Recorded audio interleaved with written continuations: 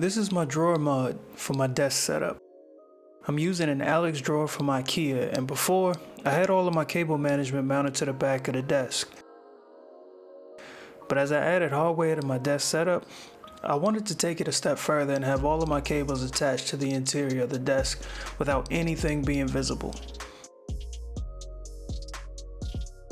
To begin, I had to plan out every cable path for all the devices I use near my desk. I decided to use SketchUp to create an accurate layout.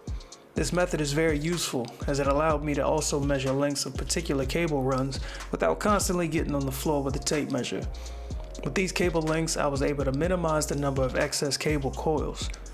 Now in my desk mod, I have 2 power strips, an 8-port network switch from Linksys, an Ava media capture card from my webcam, a 7-port powered USB hub from Inland, and a 63-watt 5-port block charger from Anker. Mounting these were pretty straightforward, but a big issue was that the drawers were too long to fit back into the cabinet without interfering with the newly mounted hardware. Since I like to store my peripherals when not in use, I decided to shorten the length of the drawers, giving me the ability to keep the functionality of the drawers while still hiding the mounted hardware. Now, what I like most about the Alex drawer is that the cabinet is made from particle board. This allows IKEA to mass produce this furniture at a low cost, but also allows most mods without the need of a powered saw. I went to SketchUp to plan out the drawer modifications. Now, SketchUp has a library called SketchUp Warehouse, where users create models that anyone can download and use in their compositions. Fortunately, there was an accurate model of the Alex drawer, and I was able to figure out the correct length that needed to be cut to keep the drawer's functionality while making space for the hardware behind them. I disassembled the drawers and cut the 2 drawers down to 11 inches.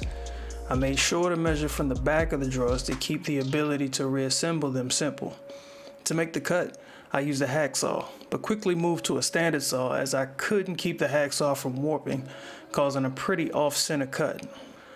I was able to cut the drawer bottom with my blade and fit it back into the original channel. Since I cut the front of the drawer walls, I no longer had the mounting holes for the front panel of the drawers. Fortunately, the drawer fronts have a channel cut into them to hold the drawer bottom and secure the front panel to the sides with a strong wood glue. After clamping them down, I used 1/2-inch screws to secure a few angle brackets for reinforcement.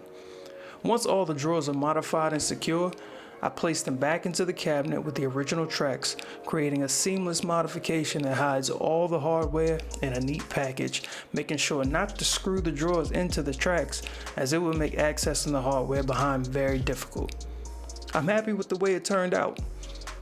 If I had to do anything different, I would use a table saw for more accurate cuts, and I would have added 2 LED strips to increase the visibility if I ever needed to access any of the hardware.